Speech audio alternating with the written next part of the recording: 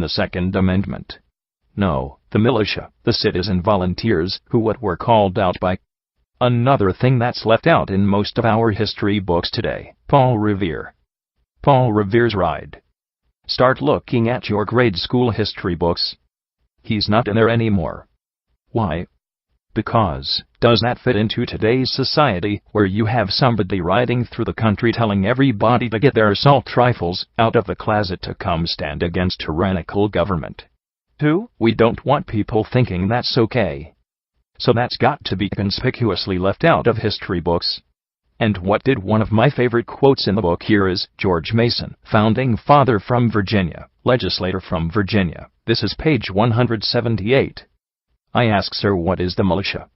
They told us all that teacher had to do was do a little research, and it probably take her 5 minutes to find out what the militia really was. It is the whole people, except for a few public officials. To disarm the people is the best and most effectual way to enslave them. You see, in America we were intended to be the boss. How could we ever be the boss if we didn't own weapons of war? And I just think this is common sense. Does this mean we're supposed to have tanks and bazookas at our homes and whatnot? No, I think it simply means the weapons of war that are reasonably kept and borne. Okay? I can bear this one. And that's really all you need.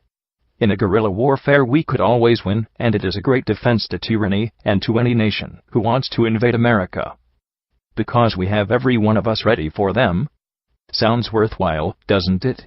All of the citizens defending our country and defending our freedom. It's our responsibility. Read the Declaration of Independence. If I got anything out of what the other speakers have said tonight, I believe that it's time for another Boston Tea Party. It is. The Boston Tea Party was not violent, it didn't hurt anybody, and it sent a strong message. That's how I feel. I want this to remain peaceful. I love America. I don't fear my government, I hate it. But the government is out of control. I hate Osama bin Laden, and I hate Saddam Hussein. But let's not play games here. The greatest enemy to America is within. The greatest threat to your freedom and mine lies within the walls of America. And one of the greatest threats to the God-given constitutional American liberty is our own federal government. We continue to have people who march around and prance around as pretended statesmen when they have proven that staying in Washington, D.C. too long will ruin a good person. So Orrin Senator Hatch, you should have left about 20 years ago. Also over at my table is a copy of the Supreme Court decision written by Justice Scalia. We've heard his name before. And if you don't have this, they cost me $1.50 to make them, and so I want you to have it. If you can't afford the $1.50, take it anyway. You can make as many copies of this as you like. Okay? It's extremely powerful.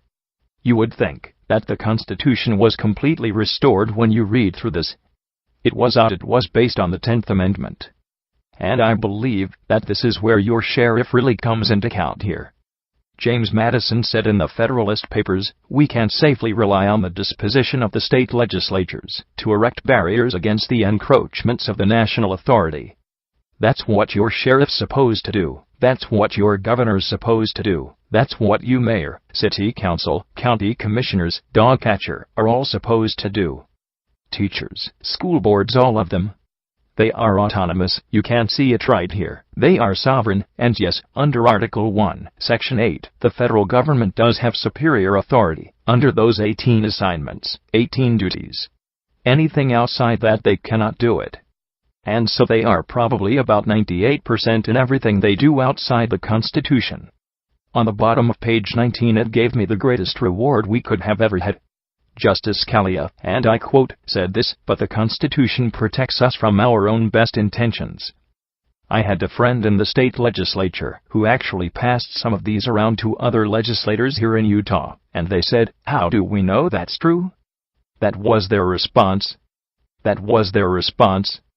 I don't know how many of you were there when Alan Keyes came to speak in Orem, Utah, but he gave a tremendous speech about 2 years ago. And he said this during that speech, and I added it to the book right then and there. I was rewriting this book at the time. He said, "The only difference between today's slavery and the slavery of the Old South is that at least the plantation owners paid for the chains. And now I would like to leave with you, and I do this at almost 99% of my speeches, because this is when I became converted to the Constitution. I would like to leave with you the political prayer taught to me by Clint Skousen at that Constitution Studies for Law Enforcement. He teaches this to children, which I have done since to all my children, and other grade schools. But it was during this political prayer with sign language, his own made up, that converted me, that I felt the spirit of freedom, and the spirit of Moroni, and the spirit of America so strong in my heart that I have never forgot it since." And it goes like this, accompanied with sign language: "We, the people of the United States, in order to form a more perfect union, establish justice, ensure domestic tranquility, provide for the common defense, promote the general welfare, and secure the blessing of liberty to ourselves and our posterity, do ordain and establish this Constitution for the United States of America."